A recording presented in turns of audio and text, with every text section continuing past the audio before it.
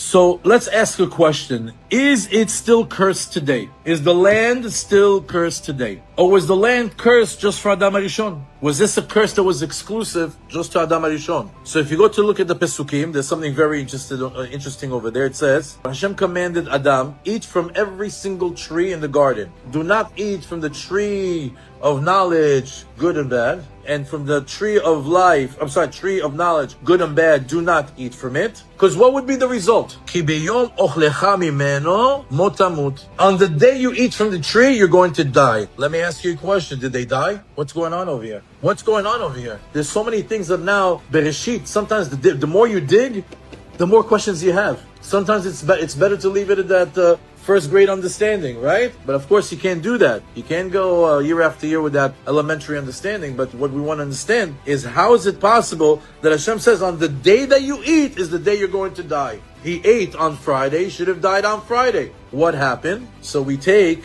a pasuk from Tehillim, chapter 90, verse 4, Perek Tzadik, that proves to us that one day in the eyes of God is like 1,000 years in the eyes of man. As it says, Ki elef shanim ve'enecha keyom. That 1,000 years, 1,000 human years to you are like 1 year. Okay. So let's use that mathematical equation. How is it possible that Adam HaRishon didn't die for the sin? So the truth of the matter is, he did die. Because he died at the age of 930. HaKadosh Baruch Hu gave him the ability to see all the souls that will ever be in the world. And when he started to scan all the neshamot, all of a sudden he came up to us like, oh, what's this one? He says, David HaMelech. He says, well, such a wonderful soul. Why? And it says that the soul was going to live only for 3 hours. So it says, why would such a big soul only live for 3 hours? He says, that's what it is. He says, I'm willing to give 70 years of my years to that neshama. And Adam HaRishon gave 70 years from his life to David HaMelech, and he died at 930, and David died at 70. That's why also it's hinted in the pasuk in Tehillim, Ashir al Adonai ki gamal alai. David HaMelech says,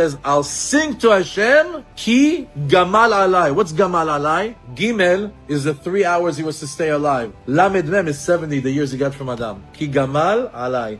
Isn't that interesting? The word gamal has a numerical value of gimel, which is 3, which is the 3 hours he was supposed to stay alive. And the mem and the lamed, 40 and 30, add up to 70, which is the 70 years that he got from Adam HaRishon. So Ashir al Hashem, I'll rejoice, I'll sing to God, ki gamal alai.